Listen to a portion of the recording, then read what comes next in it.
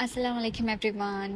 Welcome back to my channel cake with Shanu. எல்லாரும் எப்படி இருக்கிறீங்க? அல்ஹம்துலில்லாஹ் நானும் நல்லா இருக்கேன். இந்த வீடியோவில் ஒரு பிஸ்னஸ் ஐடியா தான் பார்க்க போகிறோம். வீட்டில் இருந்தபடி ஏதாச்சும் சின்னதாக ஒரு பிஸ்னஸ் ஸ்டார்ட் பண்ணணும் அப்படின்னு சொல்லி நினைக்கிற ஹவுஸ் ஒய்ஃப் எல்லாருக்கும் இந்த ரெசிபி ஒரு யூஸ்ஃபுல்லான ரெசிபியாக இருக்க போகுது.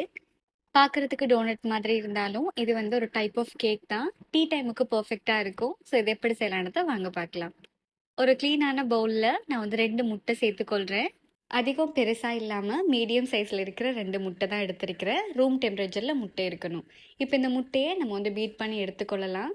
எப்பயுமே நீங்கள் கேக் ரெடி பண்ணும்போது சேர்க்குற இன்க்ரீடியன்ட்ஸ் எல்லாமே ரூம் டெம்பரேச்சரில் இருக்கா அப்படின்றத பார்த்துக்கோங்க.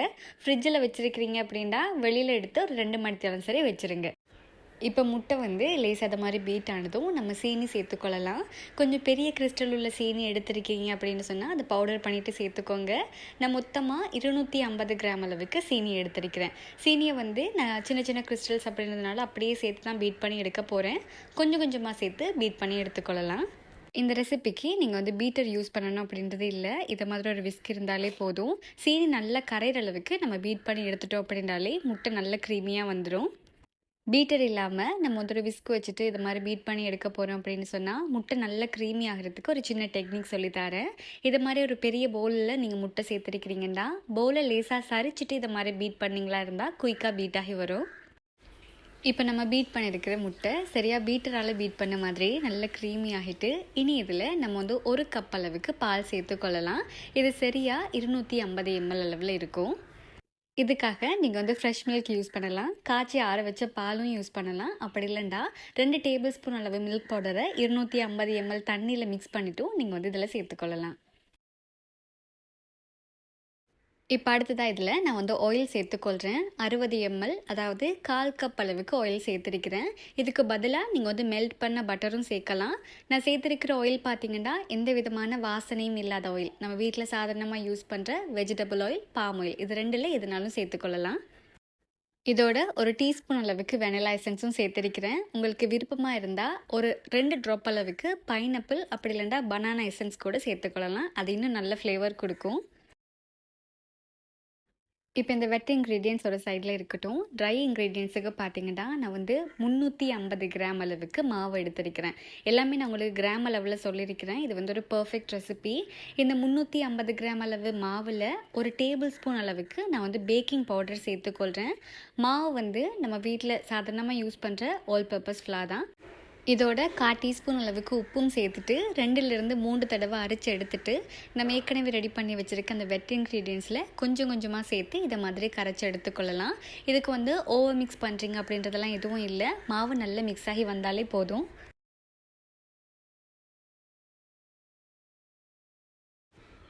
மாவெல்லாம் மிக்ஸ் பண்ணதுக்கு பிறகு நம்ம ஒரு ஸ்பூனால் எடுத்து பார்த்தோம் அப்படின்னா இதோட பெட்டர் வந்து சரியாக ஒரு ரிப்பன் மாதிரி மடிஞ்சு விழணும். இதுதான் கரெக்டான பதம். இப்போ இந்த பெட்டரை நம்ம வந்து அச்சில் சேர்க்குறதுக்கு ஈஸியாக இருக்கிறதுக்காக நான் வந்து ஒரு சோஸ் பாட்டில் தான் யூஸ் பண்ண போகிறேன். இப்போ ரெடி பண்ணி வச்சுருக்க பெட்டரை இந்த பாட்டில் ஃபுல்லாகவே ஃபில் பண்ணி எடுக்கிறேன். இதை மாதிரி பாட்டில் உங்கள்கிட்ட இல்லை அப்படின்னா வீட்டில் சாதாரணமாக நம்ம வந்து யூஸ் பண்ணுற பாட்டில் இருக்கும் இல்லையா, இதில் இந்த கெப்பை மட்டும் நம்ம சூடு பண்ணணும். சூடு பண்ணிவிட்டு அதுக்கப்புறம் ஒரு கம்பி அப்படி இல்லைன்னா ஒரு டூத் பிக்கால் நம்ம வந்து ஒரு ஹோல் போடும்போது இந்த கெப் வந்து சரியாக அந்த சோஸ் பாட்டில்ட கெப் மாதிரியே வரும். ஸோ இது டிஏவையாக வீட்லேயே ரெடி பண்ணி எடுத்துக்கொள்ளலாம். இதை பேக் பண்ணி எடுக்கிறதுக்கு நான் வந்து இந்த மாதிரி ஒரு டோஸ்டர் தான் யூஸ் பண்ண போகிறேன். நான் யூஸ் பண்ணுற இந்த டோஸ்டரில் நிறைய பிளேட்ஸ் இருக்குது. நான் டிசைன்ஸ் வந்து மாற்றி எடுக்கலாம். ஸோ அந்த மாதிரி தான் நான் வாங்கியிருக்கிறேன்.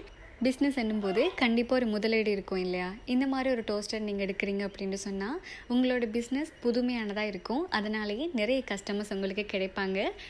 இந்த மாதிரி ஃபில் பண்ணிவிட்டு இதை மூடி வச்சு 4 நிமிஷம் வரைக்கும் நம்ம வந்து இந்த டோஸ்டரில் போட்டு எடுத்துட்டோம் அப்படின்னு சொன்னால் பர்ஃபெக்டாக இந்த மினி டோனட் கேக்ஸ் வந்து ரெடி ஆகிடும்.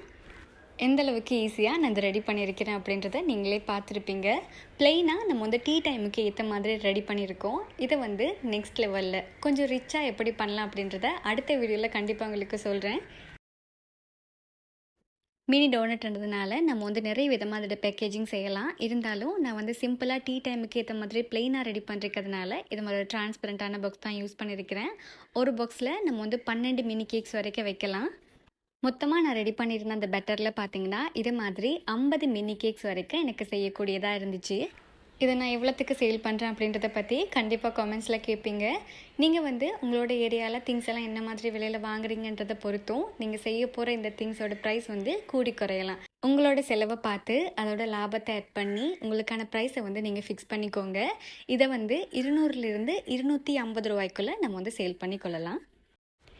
இந்த பிஸ்னஸ் ஐடியாவும் உங்கள் எல்லாருக்கும் யூஸ்ஃபுல்லாக இருந்திருக்கும் அப்படின்னு சொல்லிட்டு நினைக்கிறேன். இதோட நெக்ஸ்ட் லெவலில் கொஞ்சம் ரிச்சான ரெசிபி உங்களுக்கு வேணுமா இருந்தால் கண்டிப்பாக கமெண்ட்ஸில் சொல்லுங்கள். அடுத்த வீடியோவில் ஷேர் பண்ணுறேன். இன்னொரு புதிய யூனிக்கான ரெசிபியோட உங்களை சந்திக்கிறேன். Until then take care, by.